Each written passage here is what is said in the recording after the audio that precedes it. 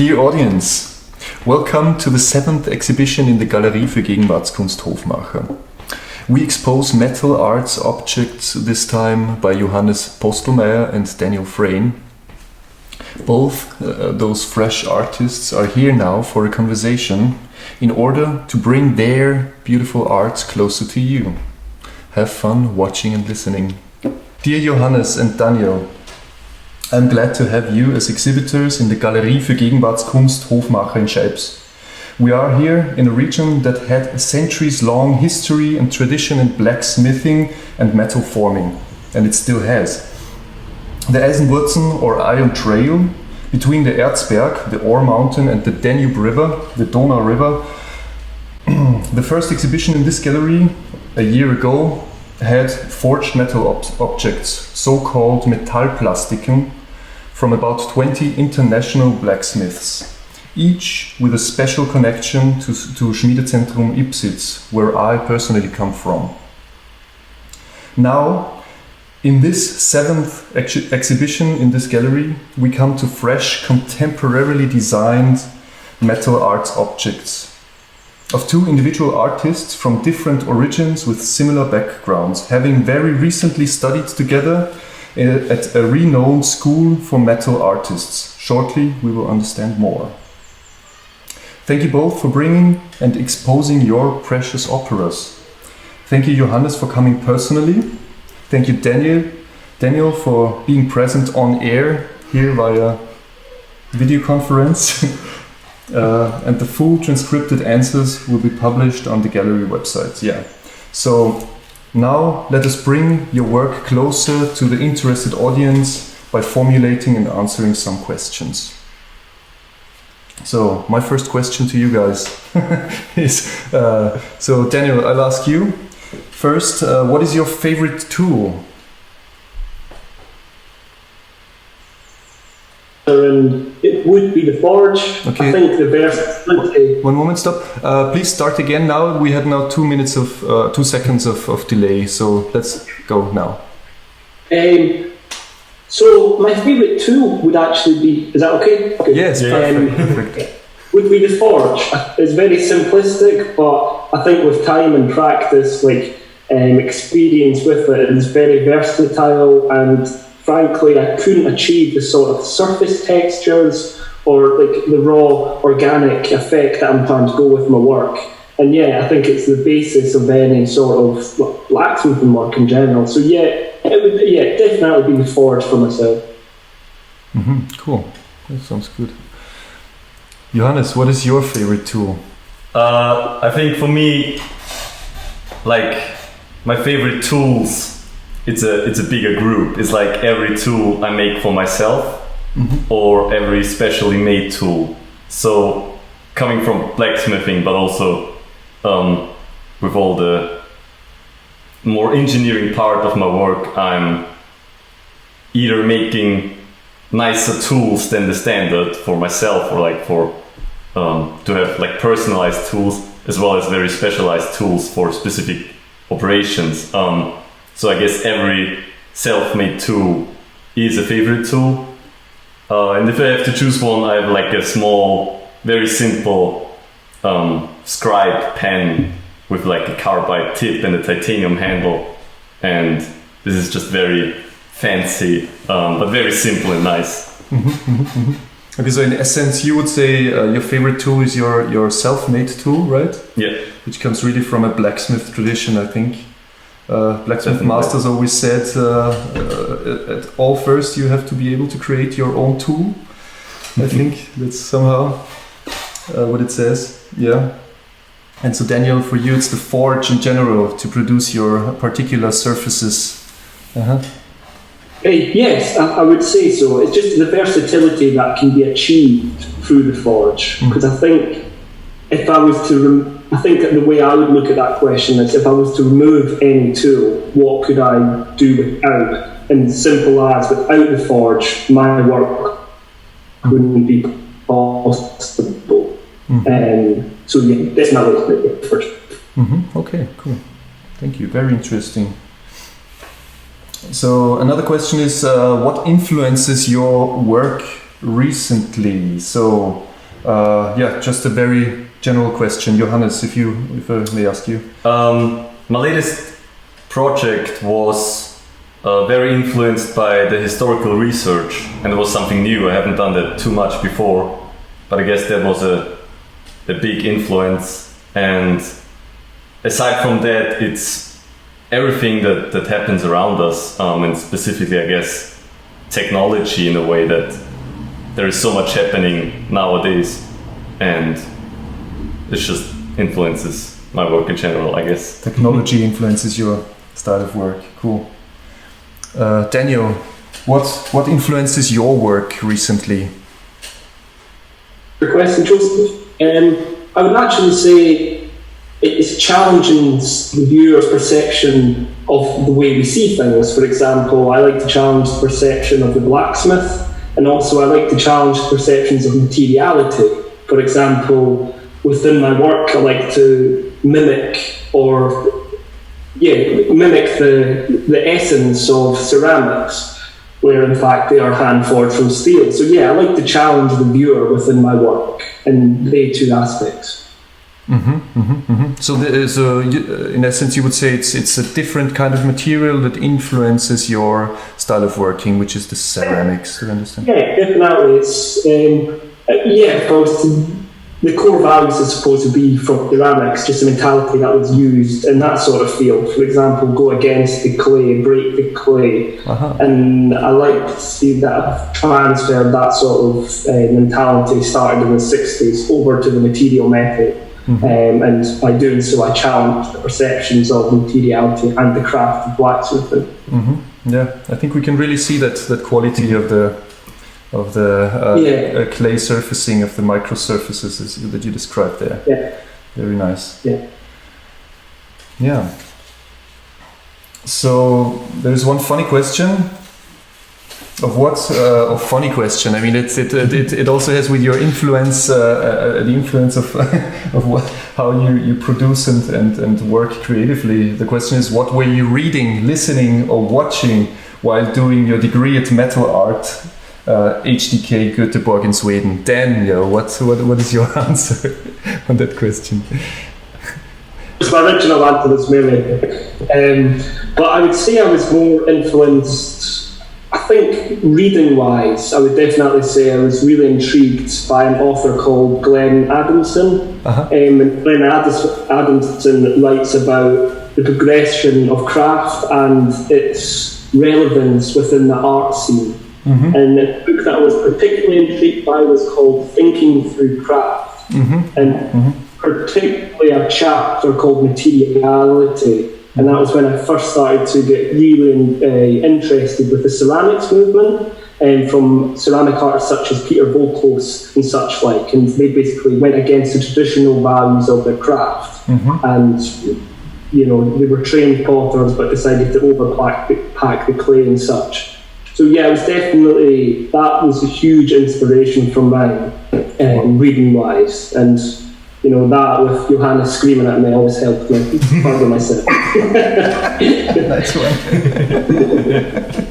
I mean, I guess you had a lot of time spending together in the workshops.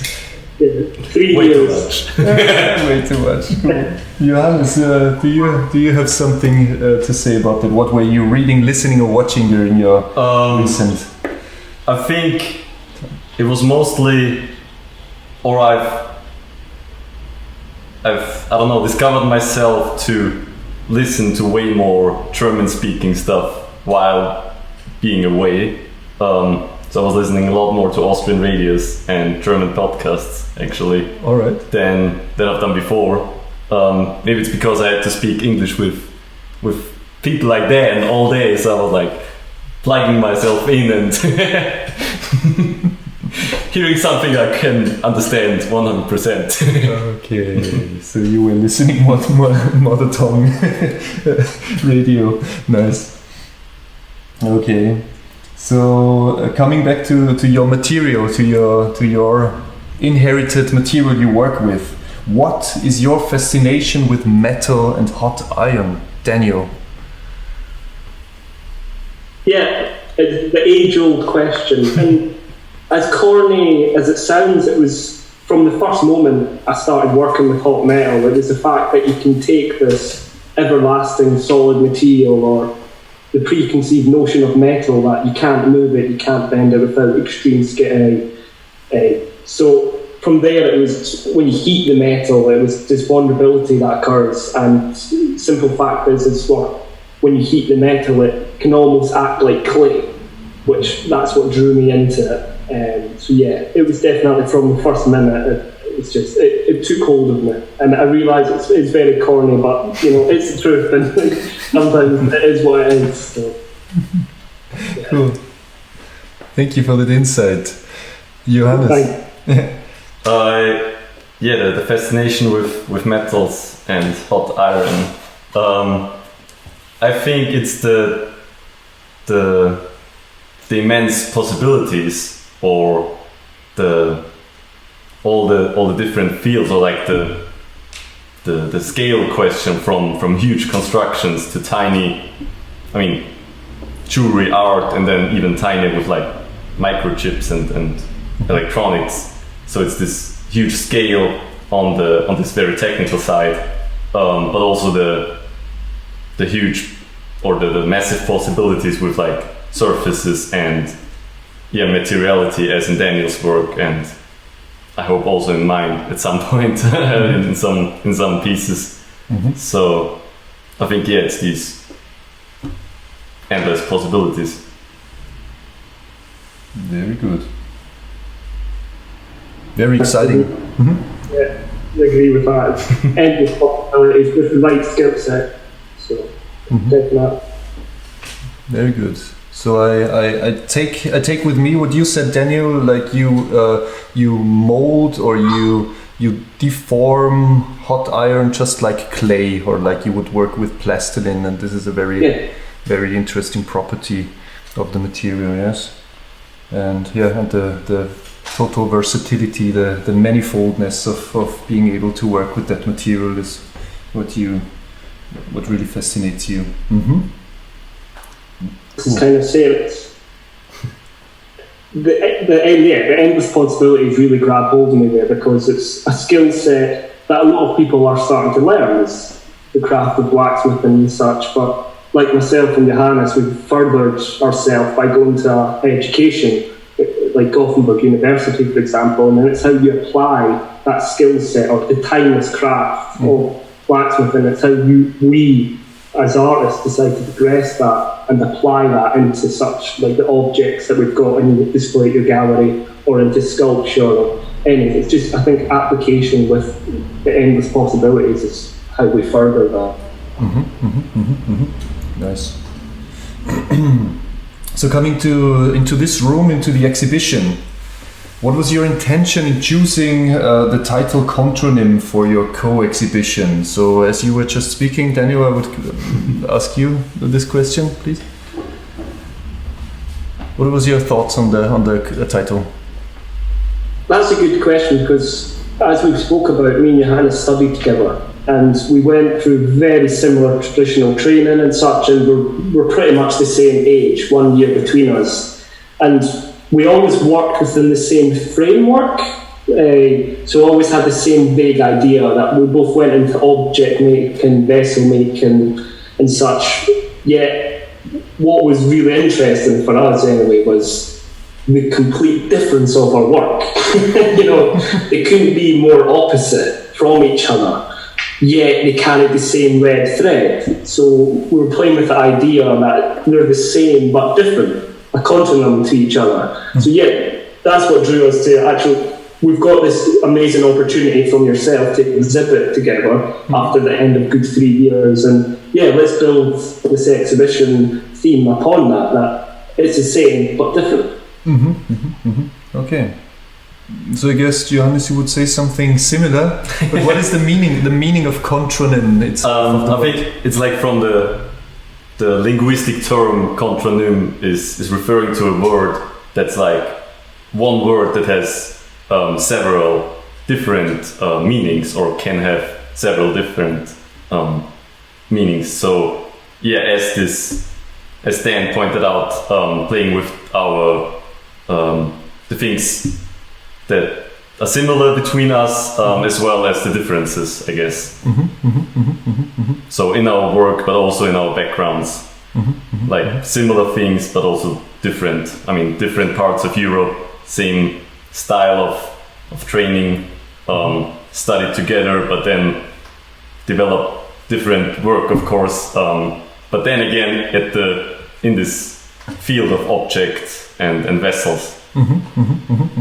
So your style of working is the same, sort of the same, but your outcome, your personal handwriting or your personal language, of formal language is something very different.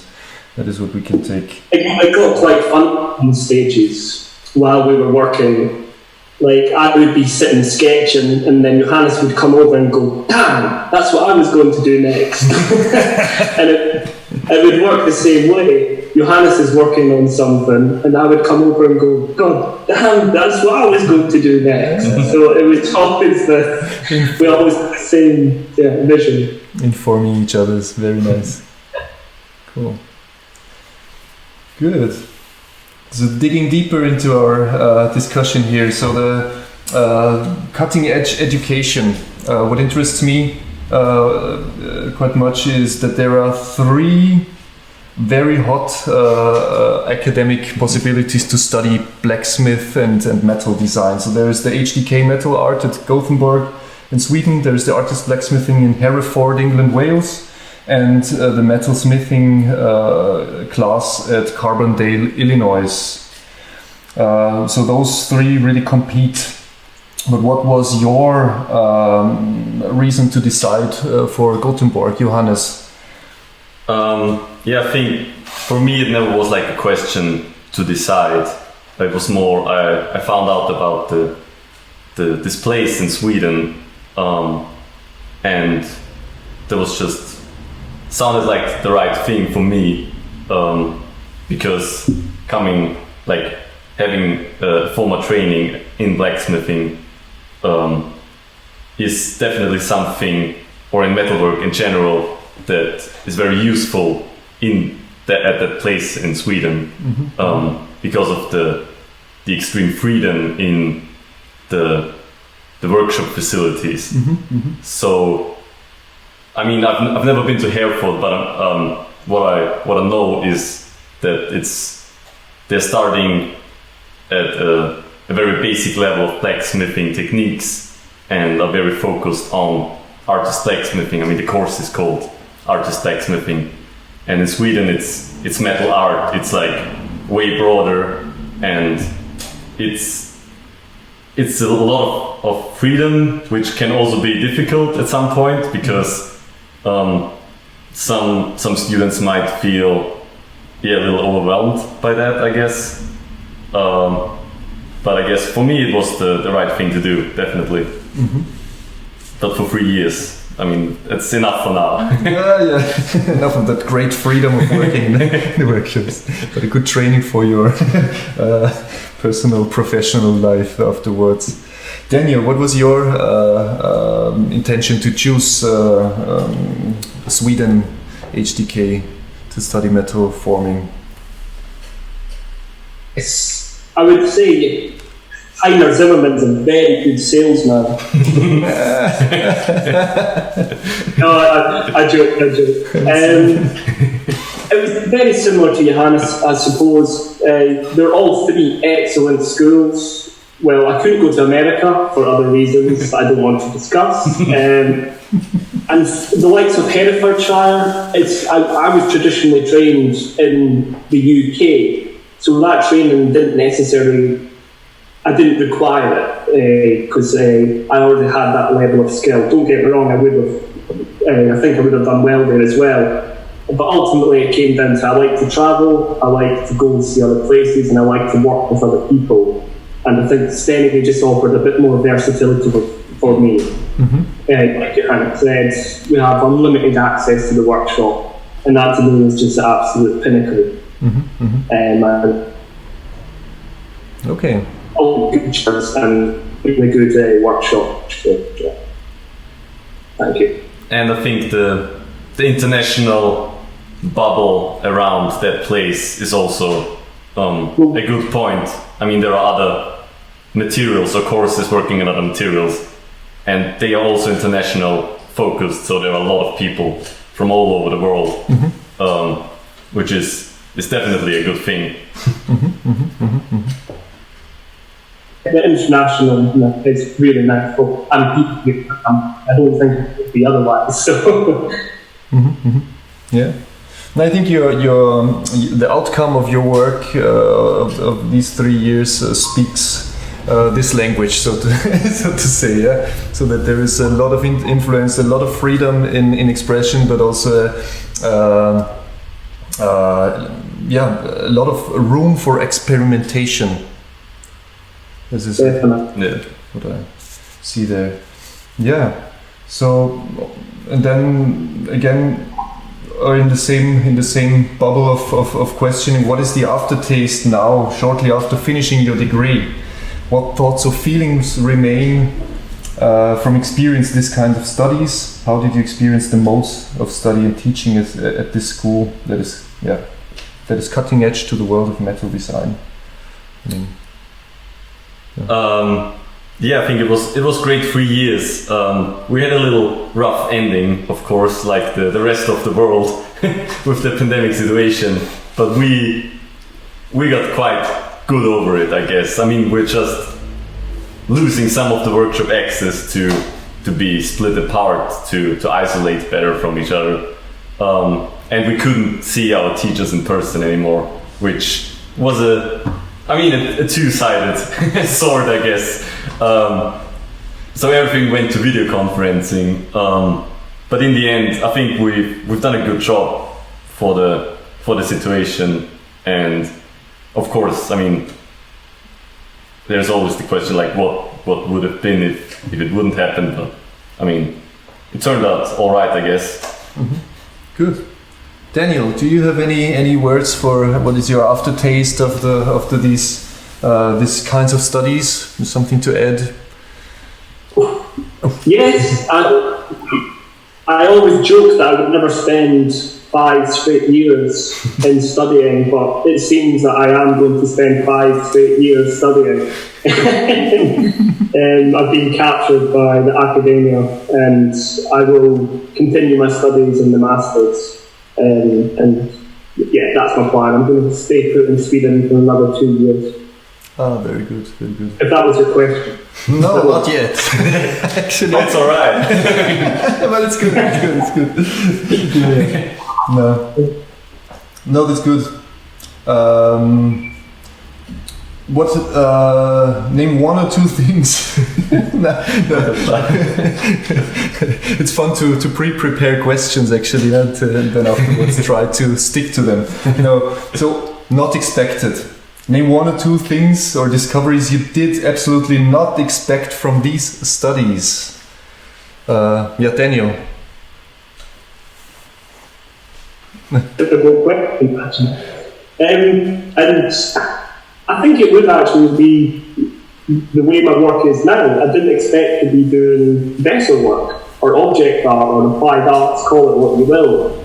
I kind of went into this thinking that I would continue on with this is a terminology that maybe not too many people are familiar with outside of the community of blacksmithing, but I thought I would continue my own style within artistic blacksmithing.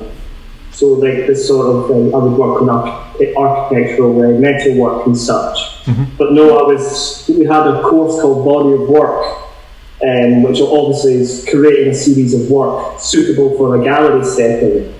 And I was pretty much from that point on, I was intrigued, I was captured, and then everything kind of went full pace for objects and vessels. So yeah, I didn't expect that to happen, but it's a wonderful thing actually out of the programme, and I'm happy where I am, and in the future I want that to be what I continue working with. So yeah. Yeah, okay. So let us observe as audience. It's really all vessels, and this is like one full vessel with just a little hole in this perception series of Daniel. It's really interesting. Yeah. So, Johannes, what did you absolutely not expect from these studies? I think I was expecting similar to Dan similar to Dan. I wanted to develop my artistic language or my own work during the studies with blacksmithing, but in the end I've hardly done any real hot forged work. I'm still heating metal or heat steel now when I'm working with the enamel, with the glass coating. But I would have never expected that I end up that my last work is like mostly constructed in CAD and waterjet cutted and built together like this, because I think when I started this was like not my thing, but in the end it turned out the way it is now. So I think I was expecting to do more forge work, but my latest work, I've not used a single hammer blow on the piece itself compared to all the blacksmithing, which is usually done directly with a hammer, is it the hand hammer or the power hammer. So these are all cold bent and screwed together and stuff, so there is not a lot of hammering done. And also these objects, they are cold? They are cold pressed. Yeah. So I've spent a lot of time making tools and making deep drawing tools and then press them cold on the hydraulic press. So the only heat you applied was with the enameling, that you would heat it up Exactly. in the stove, in the oven, and then... Okay.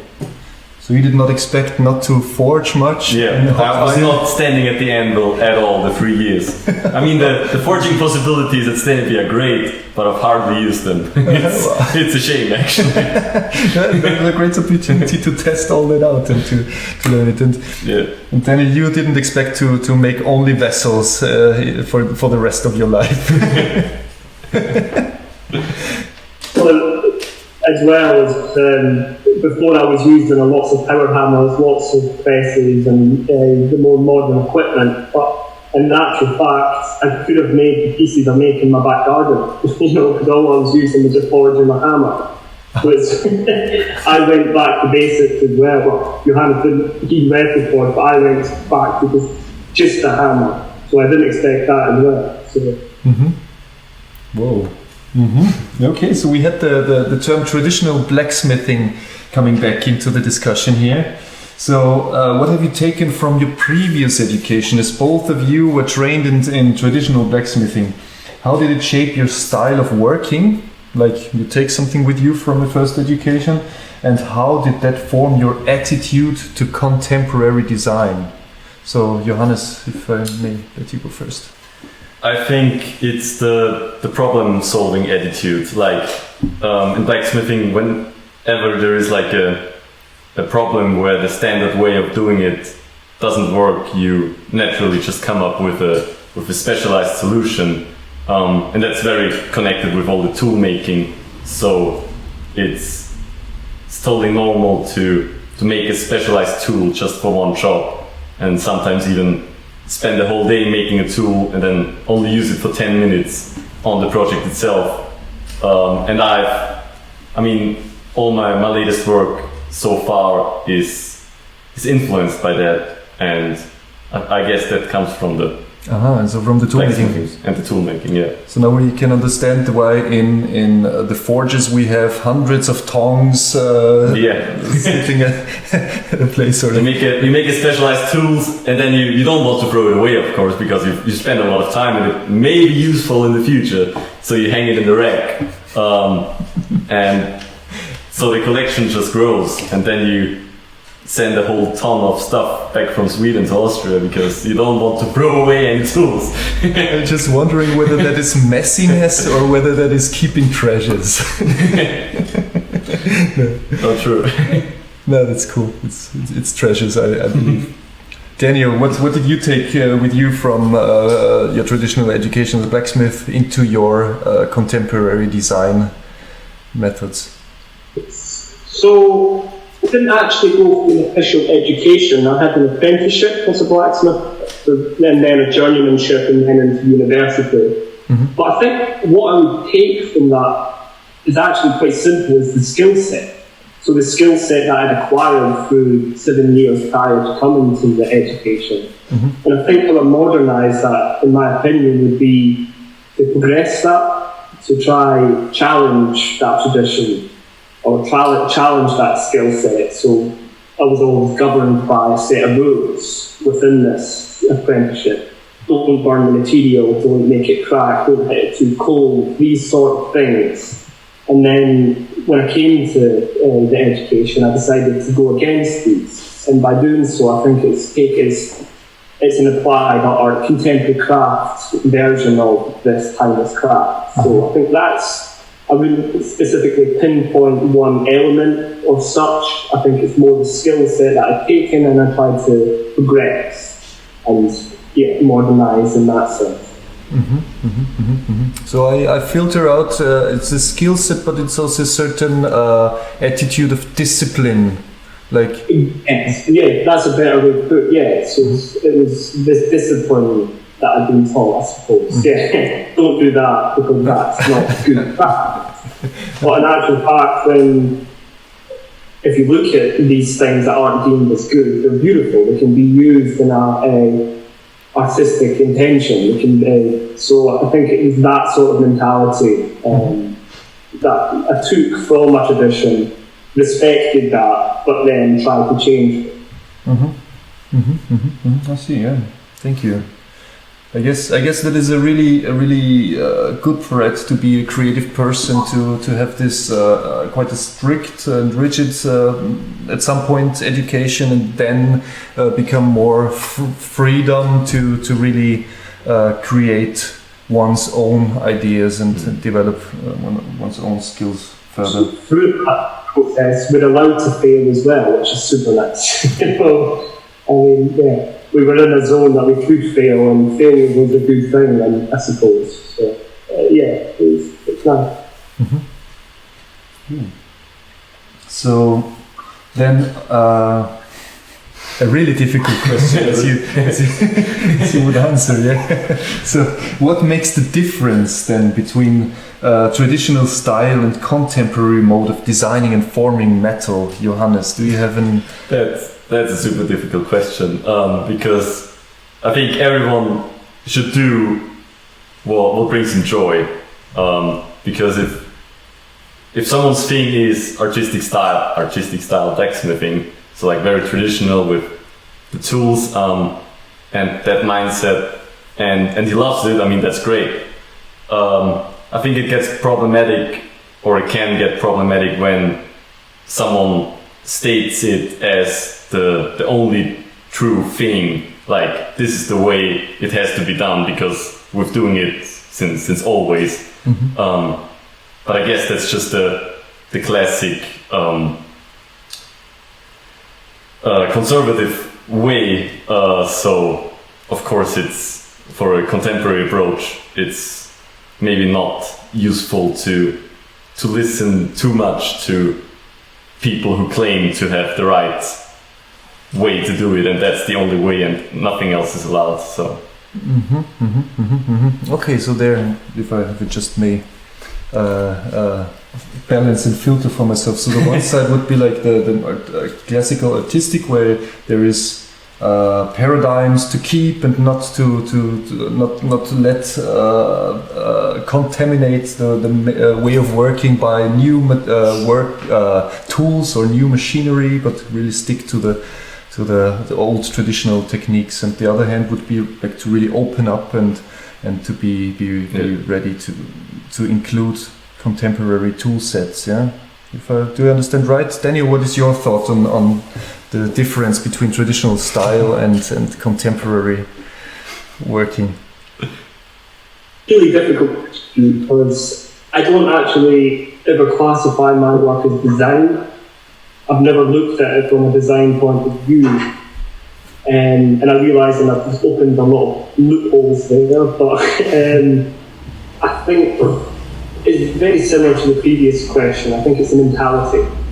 You know, it's like Johannes just finished saying, there's within the tradition there's a right and wrong, and I believe in contemporary work, if it's architecture, if it's craft, if it's art, it's all about doing it differently from the tradition. So I think that's the best I can answer that question, because like I say, I don't look at my work as design, but definitely it's mentality towards the pieces that I believe govern it from traditional and contemporary. Wow. Yeah, in traditional there's right and wrong, whilst contemporary would rather seek to be different.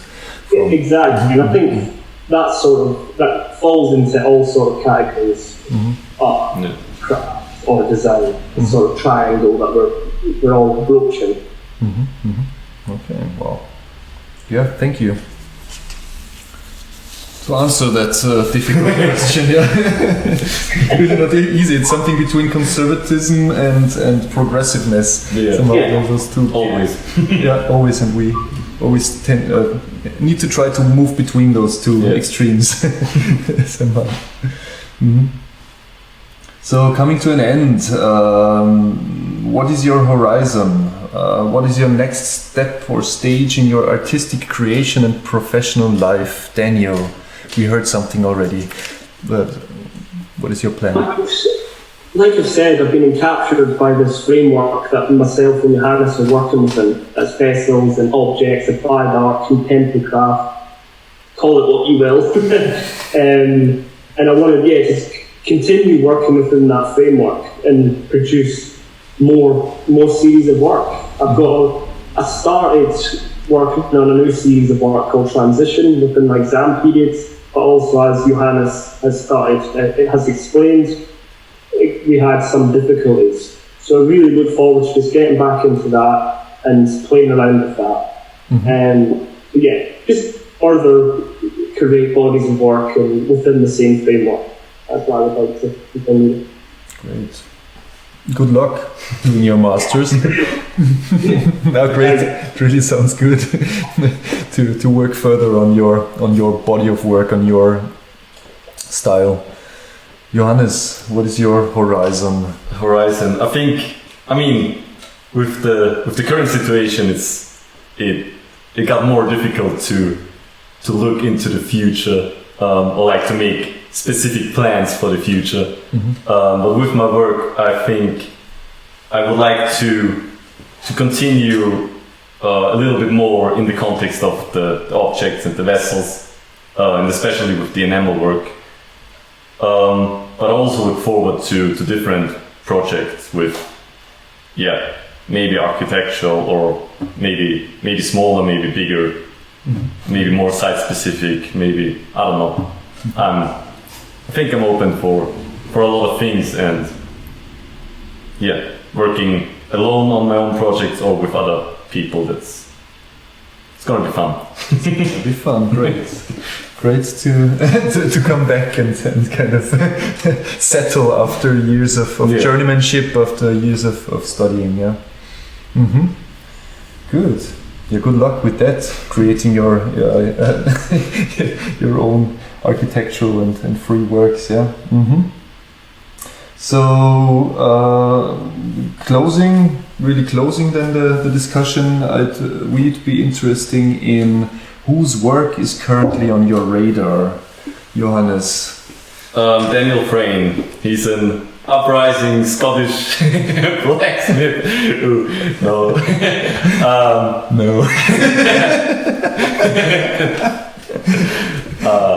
Well, it's difficult. I mean, there are a lot of great people, and with Instagram now, you just see every day a lot of great stuff just get thrown on you.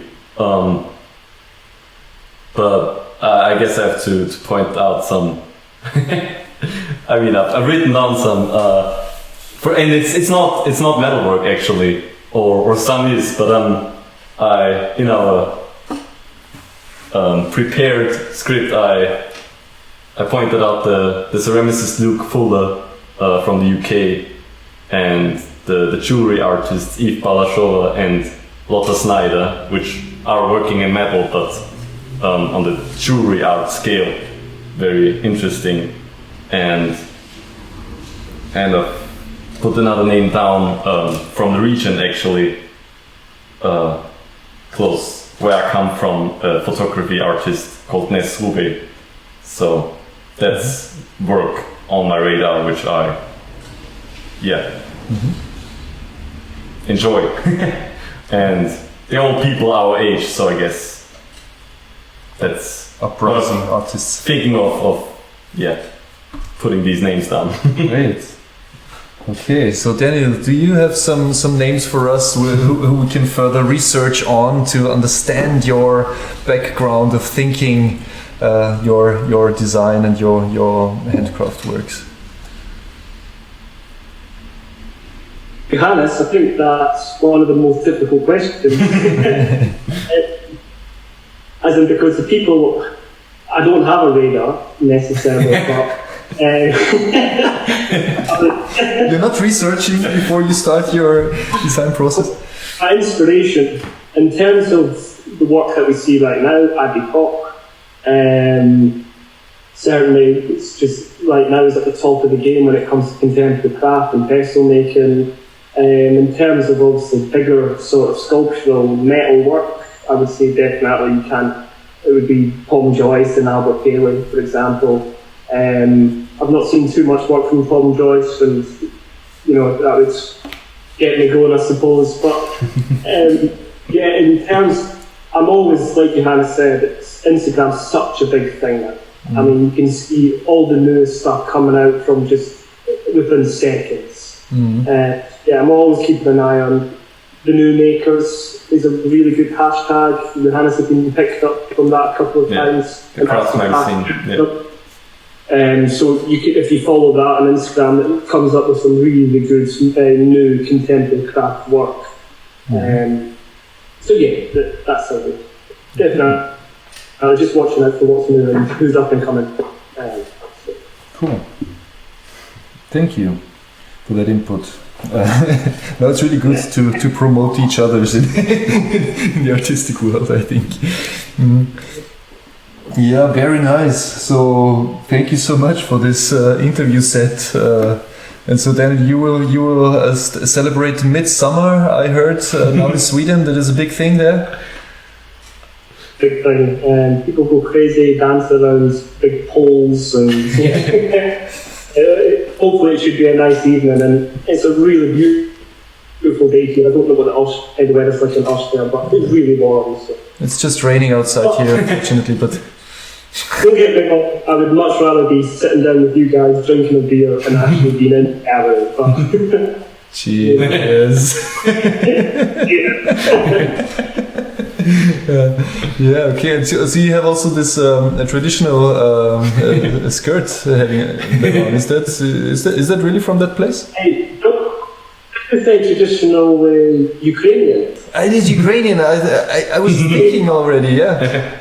There's a traditional Ukrainian attire. Obviously, myself and you met first in Ukraine. For the first time in Ivano-Frankivsk at the Blacksmith Festival, yeah? And I've got good ties with Ukraine. I've done a journeymanship there, and really close connection to Sergei Vodka and Olga, and lots of my friends are all great people. Ukraine, so I wear this shirt with pride. Very good, very good. Cool. Yeah, now always a good thing to look to watch towards Ukraine. I think there's hot things going on. Yeah, definitely. Unfortunately. Very good. Take the time to thank yourself, Joseph, for thinking of myself and Johannes' work, and displaying our work is incredible. So thank you very much, and it's been a really nice interview here. So thanks. Yeah, that's cool. Yeah, so let's. Need to drink another beer now. You've done it. Yeah. Yeah, cool. Yeah, we're done. So our evening will be like that. Johannes' family will come also to the exhibition. My father will pass by. And we have another one of these. Yeah, or two, probably. More than one. Yeah, good. Okay. Yeah. All right. I think Nice interview, though. Thank you. Yeah, it really went good. Yeah, technically, finally, we also got it. It was really good to see you. Like, yeah. Okay, then I'm going to get going, and once again, thank you for the work and the exhibition. That's good. Wow. Yeah. Thank you. You'll see more pictures and video. Right, Johannes, take it easy, man. Hello. And send my love to your mum.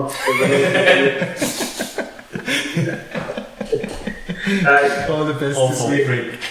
Bye. Cheers. Cool. Cheeky bastards. Cheeky bastards.